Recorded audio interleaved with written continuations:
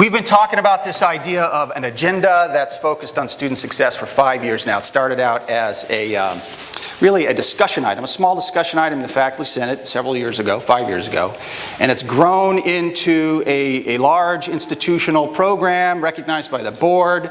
It's part of the strategic plan. A lot of the reorganization that Dr. Lacey led last year was motivated by the student success plan. So we've done a tremendous job with that. We've done a lot of work over the years on student success. A lot of it's been kind of a dogfight because a lot of the stuff that we need to do with regard to student success is really hard stuff. That's why it was sitting there undone for a long time. I know a lot of you in this room have worked very hard on several of those projects. I don't know about you, but a lot of times I'll get in the car and just feel beat up, and sometimes when I'm feeling that way once in a while, I like to fantasize about 4 particular days in our future. One is it's not that kind of fantasy, I heard a couple giggles in there. One is the day we all get to talk about how we have proof of concept, how we have a positive find for our hypothesis, so to speak. The other day I like to think about is the day when we get to say we are separating from the pack. The third day I like to think about is when we can stand and say that we are the #1 community college in the state of California with regard to student success. And then the granddaddy of them all is the best college in the United States with regard to student success. I am very happy to say today that 2 of those days are a reality today. I feel very strongly that we do have proof of concept. I'm going to lay that out for you now. And we haven't separated from the pack, but we are definitely pulling away from the pack. I think as we go through this stuff today, you'll come to the same conclusion. I'd like to lay all that out for you by going through these 3 questions. Is Cerritos College improving academically? What are the reasons for our improvement? And how do we accelerate now that we feel like we're pointed in the right direction? All right, you should have a handout with you. We're going to be going over some materials and information today. You might be referenced to a few websites. If you miss any of that, I know you're kind of sitting in a semi-lit area. A lot of the information we're going to be talking about is in the handout that you have. If you miss anything, it's probably there. If it's not there, just talk to me and I'll be happy to get you the information. All right, so let's get to the first question. Is Cerritos College improving academically? The short answer to that is yes. We're improving clearly in 3 areas: at the institutional level, at the division level, and at the department level. In terms of the institution, you guys are familiar with the ARC data, right? These are the 7 measures that the Chancellor's Office uses to assess all the community colleges up and down the state. 4 years ago, we were below average on all 7 measures. We've been improving consistently over 4 years on all 7 of those. Now 3 of them are above average. The other 4 are really close. I expect us to cross over on that in the next year or 2. With regards to student success measures, okay, there we go. With regard to student success measures, we've been improving for the last 3 years. As a college, we've improved 3.9%, almost 4%. We started out 3 years ago at 66.48% with regard to student success. And by student success, we mean what the Chancellor means by student success. Any student that gets a C or better in a class, or a pass, if it's a pass, no pass class, is considered a successful student in our classes. So we are now at 70% of our students passing their classes at Cerritos College, and our retention rate is also up. So this is an important find. A lot of times you can see some colleges, they'll move their success rate up by bringing their retention rate down. They'll go through this practice of dropping a lot of the students that they think might not be likely to succeed. So you'll see kind of an opposite relationship here. We have a strong correlation between the 2. We've got success going on and retention going on, and you see that going on at the division level as well. With regard to the divisions, we have success going on across every single division. There's one division still working on a little bit. Look at these pink marks on the side here. 5% improvement for the counseling division. There's been a 7% improvement in success for fine arts. A 6.6% improvement for humanities and social sciences. Now, humanities and social sciences and business are together now, but this is all data from the last 3 years. And the libraries jumped 9 percentage points on that. So the same things going on with regard to retention. We are all kind of lumped together here with regard to retention, except for the libraries really jumped out with their classes with a 9.7% improvement on retention rates. When you go to the departments, we're now on 3.0 on your handout if you're trying to follow along here. The instructional departments have also seen tremendous amount of improvement. We've got 80% of the departments at Cerritos College are showing an improvement trend over the last 3 years. 68.3% are improving at a faster rate than state peers, meaning they're improving at a faster rate than their similar departments up and down the state. Right now, 63.3% of our departments are outperforming their peers, and 53% were outperforming their peers 3 years ago. So you can see we made a big jump there. And the same story for retention of the departments. About 79%, or excuse me, 77% are improving over the last 3 years. 73.8% are improving at a faster rate than their state peers. And look at the jump in these last two numbers right here. 3 years ago, 40% of our departments were outperforming peer averages, and now 55% of our departments are outperforming our colleagues up and down the state with regard to retention. So tremendous amount of improvement with regard to both of these categories. We did a big study last summer, started in the spring, carried on throughout the whole summer. And I want to share some of the results of that study for you. It really focused on instructional departments. There are a couple of people here that really played a big role. I should acknowledge Kay Wynn helped with a lot of this data. Stephen Clifford, Lynn Serwin, Frank Mixon, also very helpful. And I don't think he's here, but if you ever run into a guy named Mauricio Borg, this guy has worked a ton on helping pull all this together. So, give him a hug when you see him, and he'll hate it. He's not a huggy guy, so just hug him anyway. All right, now, we've been looking at six kind of questions with regard to the instructional departments. We're trying to figure out, are the departments improving, or at least holding at a very high rate with regard to student success and retention? The second question we've been looking at is, are the departments improving at a faster rate than the state peers?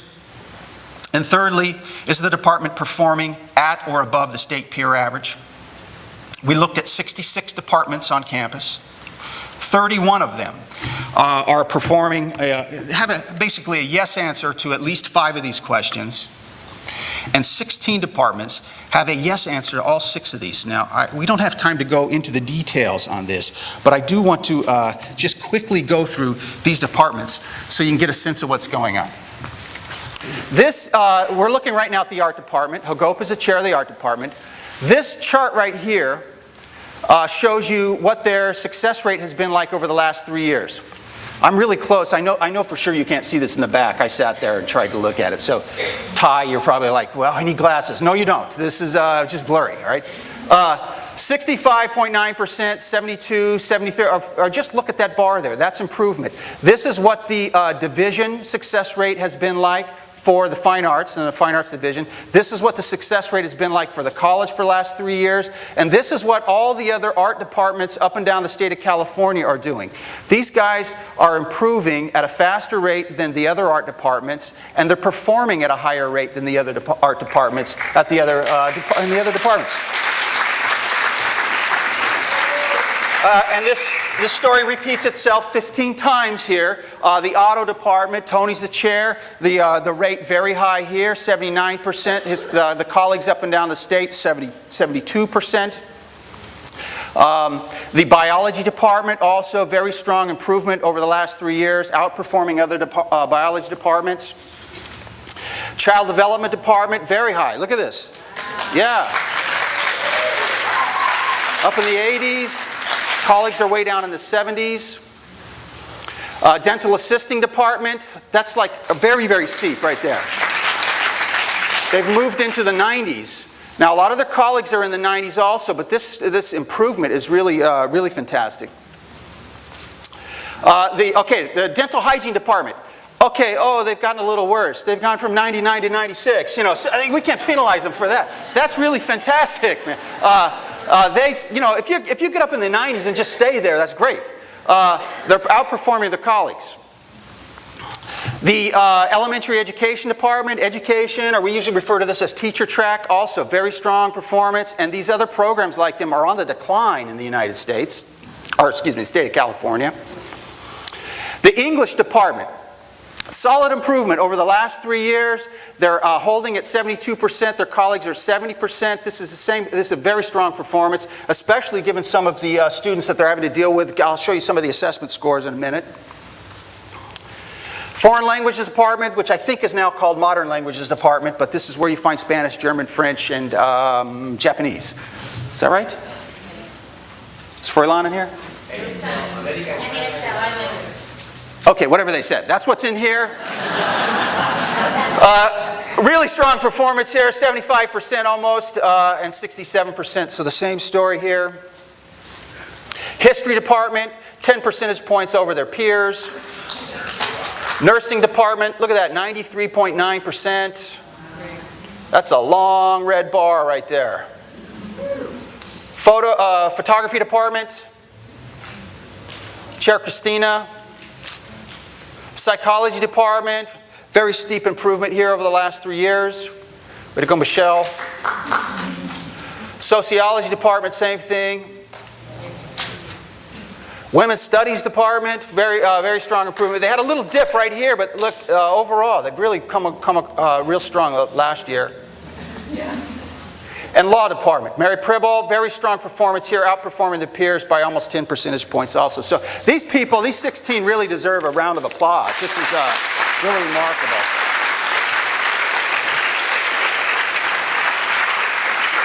All right, so we have improvement going on at the institutional level, the division level, the department level. These are just the 16 that are really, really improving. But like I said, 80% of our departments across campus are on these kinds of improvement trends. That was just for success. We could go look at those 16 departments. They have similar charts that are showing up with regard to retention also.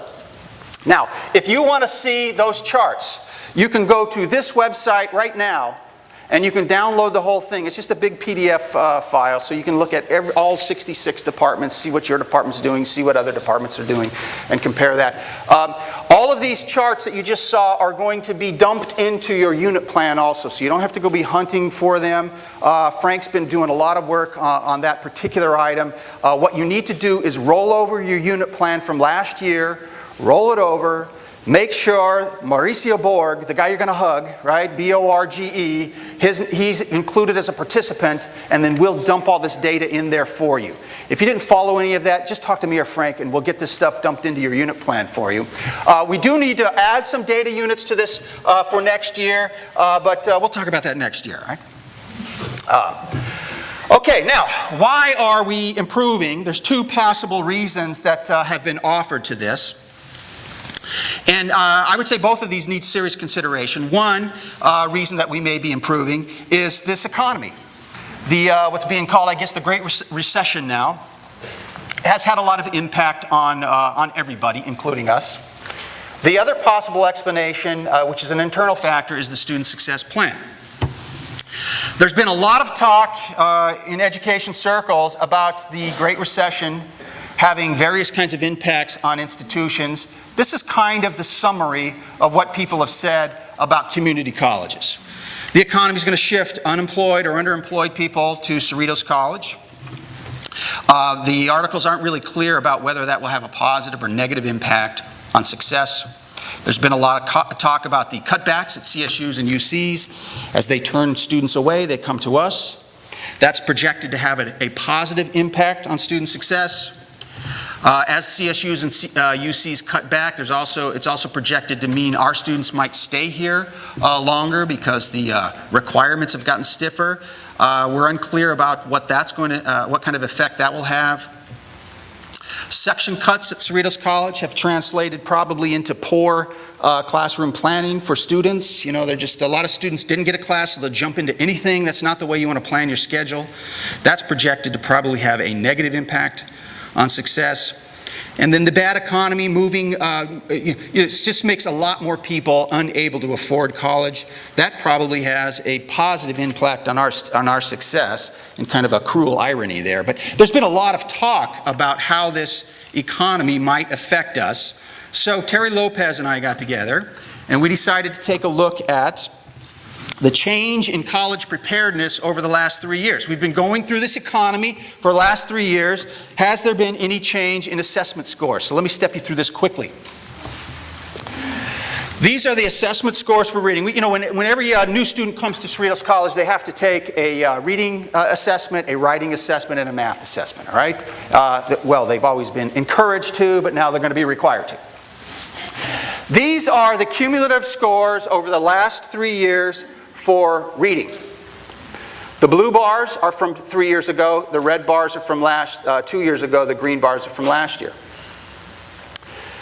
This is how many students over those 3 years tested into Reading 54, were excluded from Reading 54. They tested out of it. These tested into Reading 54, Reading 43, Reading 42. Now, we assessed nearly 29,000 students.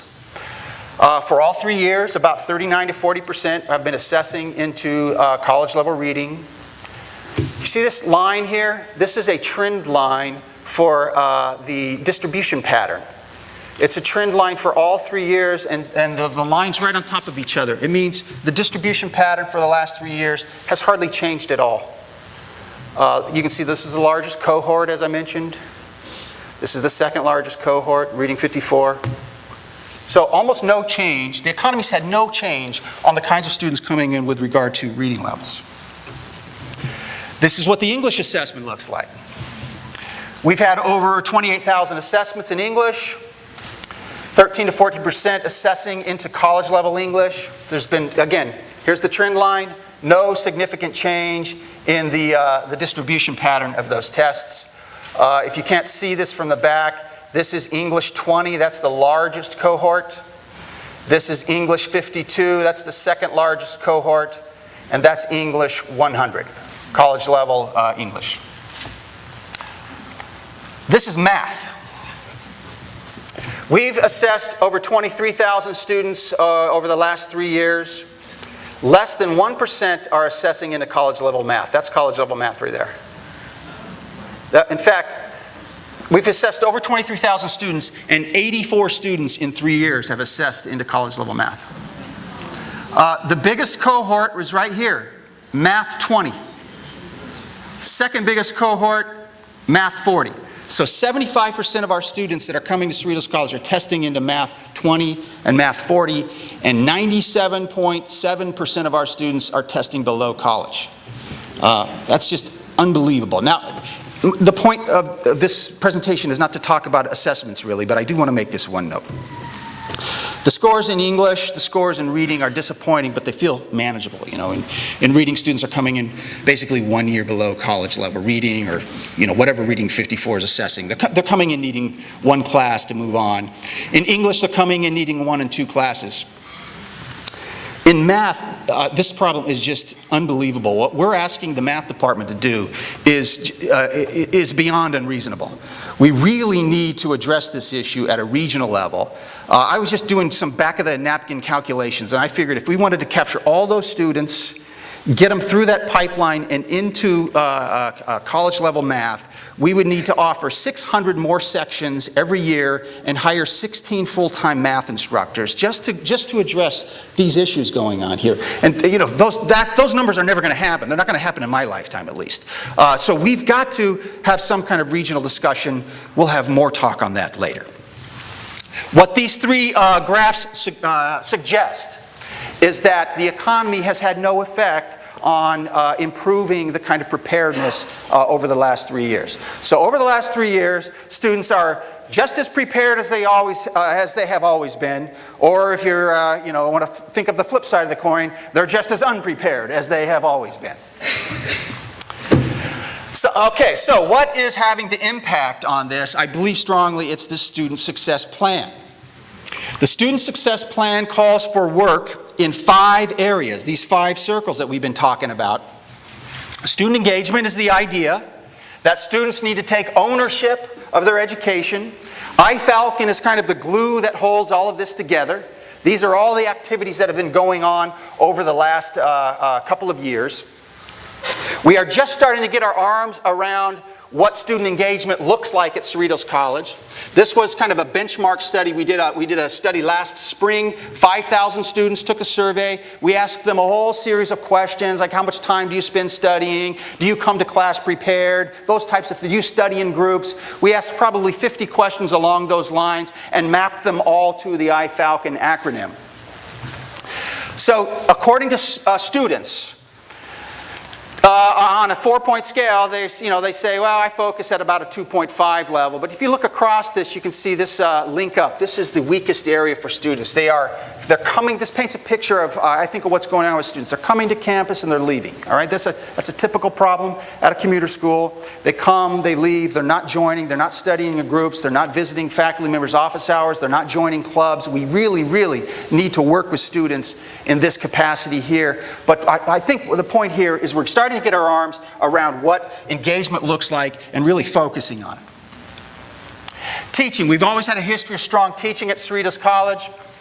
We're going to be expanding the Center for Teaching Excellence, what was the Innovation Center. We're rebranding and expanding that. A lot of activity going on there. We did a summary of all the teacher evaluations. And you can see, I know this is hard to see from the back, so let me just say this to you. These are all the divisions. These are the 13 questions that we ask students to fill out. Here are all the 13 questions. The average score for every division, 3.8, 3.6, 3.7, 3.8, 3.7, 3.8. It's just really, really strong. And this column here shows you what the average score is for the college. And this is on a 4-point scale. These 5 in particular that I've circled, the average for the college was 3.8 out of 4. These are student evaluations, right? Gives tests that are related to the course material, 3.8. Returns tests and assignments with a reasonable amount of time. Respects differing students' viewpoints and opinions, 3.8. Provides help when asked, 3.8. And my favorite one, number 9. Shows interest and enthusiasm for the subject matter. Students are giving a 3.8 on that. So we got really, really strong results for teaching. Give yourself a hand on this one. This is really, really good. Academic infrastructure, this is all the stuff that we need to do teaching and learning at Cerritos College. Dr. Lacey and I would say David L. Fattel falls into this. They inherited quite a mess with regard to a lot of stuff that was going on. And I feel like we've got that back under control. We're starting to get buildings up and online. We've got, like we said, $40,000 or $40 million left in the GEO bond. 40,000 would be a bummer. 40 million left in there. And planning on the next GEO bond, what that might look like. So a lot of activity going there.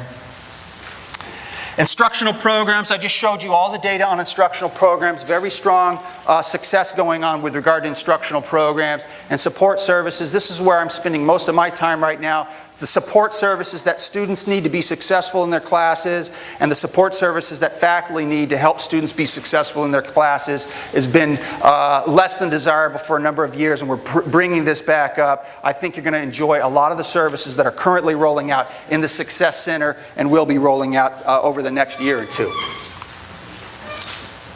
All right. So we've got a sense of this whole, this idea that the ship is now turned and pointing in the right direction. The third question that I really think we need to focus on, this is what we need to focus on over the next couple of years, is how do we accelerate in that direction? Now, there's a lot of kind of detail work we need to do for the acceleration. We're going to need to plan projects out. We're going to need to synchronize these projects. We need to find the resources, find the budgets. We're going to need to always be aware of unintended consequences and things like that. But to me, the biggest thing we need to worry about, or the biggest thing we need to keep in our mind, is this idea of honesty, truthfulness, having sincere conversations around all these things that we were just talking about. And I'm not trying to say you guys are generally an insincere group. That's not the point I'm saying here. What I'm trying to make the point of here is that whenever you're dealing with difficult issues, and all of these things that we're trying to deal with are difficult issues, it's hard to have truthful and honest conversations. To make my point here, let me just, if you will bear with me for a second, I'd like to talk about the blues for like a minute here. Okay, you guys are all familiar with this art form, right? It's an original American art form. Born in slavery, celebrated all over the world now. The blues is a very interesting genre because In one respect, it's very simple music, right? It's usually built around, most blues songs are built around 3 chords, and they have a lot of them have this kind of 12-bar or 12-measure pattern to them. They have a real kind of simple chord scale structure. They have 5 notes in the scale versus like the European classical scale, which has 8 notes in it. They're usually written in 4/4. The melodies are kind of simple. Blues is a simple music to play. Now, you can add layers of complexity on top of that all day long. Guitar solos and how you play the chords and things like that. But it's really a simple music. And a lot of our great blues songs can be played by novices, really beginners on their instruments. What makes blues so sophisticated and interesting, though, and makes it so complex, is the message that it's trying to communicate. Right? It's not the music that's being played necessarily. It's the message they're trying to communicate. The message they're trying to communicate is always about sorrow or loss, oppression, right? And it's always kind of a music or great blues songs. They're talking about what it's like to be at the bottom and how you're trying to turn right there. It's in that bottom and turn right there. It's a difficult thing to communicate to people, and to communicate that, you have to be brutally honest. So like these are just some of my favorites. These people, when they perform, you can tell they understand what they're talking about, right? When you hear Bonnie Raitt sing, you can tell she feels kind of beat up, like some bad stuff has happened, but she's real persistent and resolved also. And you hear this in a lot of the blues music. That's the kind of honesty that I'm talking about. That's the kind of honesty that we have to have as a community to deal with a lot of these issues that we're going to be confronting. A lot of these issues on that list that I was talking about. Now, whenever you have difficult issues that human beings have to address, and they have to be honest, it's hard, so we all find ways to deviate from those conversations, right? It's just part of human nature. If you look at the social science literature, you find all kinds of ways that people will avoid these conversations. Political science, sociology, psychology are really good on this topic. Cerritos College has a couple of ways that we have used to avoid these conversations. Now, these are typical at lots of institutions. Some of, they kind of morph a little bit based on your own history. But a lot of times at Cerritos, we will have a difficult conversation. We'll have a conversation about maybe like adding prerequisites to courses, right? That's a hard conversation. It has all kinds of consequences, and nobody sits around saying, oh, what a wonderful conversation, this is easy. It's just hard, right?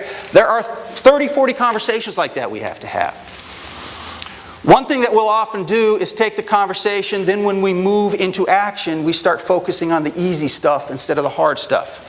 How many times have you been in meetings where the meetings is filled with all these easy conversations? A lot of times I'm in a meeting and I'm thinking, are you kidding? This is what we're focused on. And I see students walking by and I'm thinking, that student probably reads at the 8th grade reading level. Why aren't we talking about that? We've got to really concentrate on having conversations about the major issues. Another thing we often will do is we'll have a conversation about these issues and then we'll shift them into a power or politics conversation. So we start out talking about students and their success and what we need to do, and then the conversation ends up being about, will this improve or harm the standing of the faculty, improve or harm the standing of the staff? What kind of impact will it have on the union? What kind of impact will it have on all these different constituent groups? We have shifted the conversation at that point to a discussion about politics and away from a conversation about students. Very often we overextend the dialogue. We want to get more information, but it's not information that adds to the quality of our understanding of anything. What it ends up doing is postponing action. Oftentimes we'll trump expertise. We got all kinds of experts on campus, experts with regard to ed code, experts with regard to the law, experts with regard to all kinds of technical issues, and sometimes an expert will drop in and no, you can't do that for this, and it just stalls the conversation. This expertise needs to be used to help us find solutions, and finally we often will displace conflict and frustrations that are happening in this area that have nothing to do with student success and carry it over to the student success conversation. Another way to think of this is when you decided you don't like the messenger, therefore you're not going to pay any attention to the message, right? That's a conversation. These are 5 ways that all of us I'm not thinking of 6 people in my mind here. I'm thinking of all of us. These are temptations for all of us to go this direction. And so herein kind of lies our challenge over the next couple of years. We've got some very difficult issues to address, and we've got these ways of kind of deviating from these issues. Our question in front of us is, how are we going to handle that? And by the way, this is very typical whenever you have some kind of reform going on in an institution. You figure out the plan, you start moving in this direction, and then this is what the institution needs to deal with next. You've heard of the phrase, do you have the courage to be successful? You've heard that idea before, right? That's what they're talking about here. To be successful means you're going to have a bunch of hard conversations. These are the conversations most institutions leave alone because they're too hard. These are the things that will deviate us from these conversations. So, what do?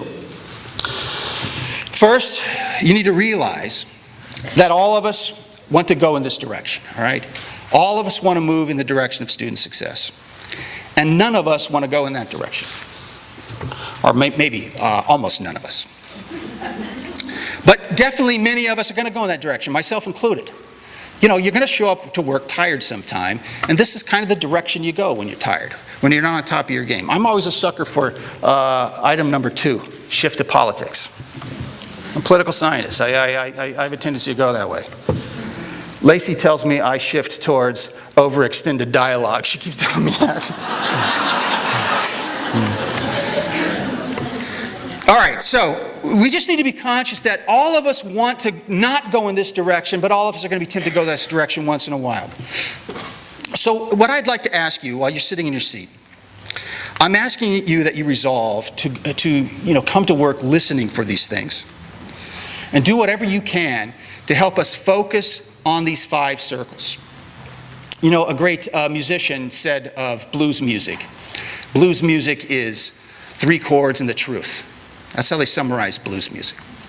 What we need to be about at Cerritos College is 5 circles and the truth. Right? We need to come listening for these types of things that take us off our game, and be prepared to have truthful, honest conversations about where we're going, what we're trying to do, and how we're trying to fix many of these difficult issues. 5 circles and the truth leads us directly to a future conversation we're going to have. The one I'm going to start having in the car by myself, that the little fantasy about the day when we get to stand together and talk about Cerritos College is number 1 with regard to student success. Thank you very much.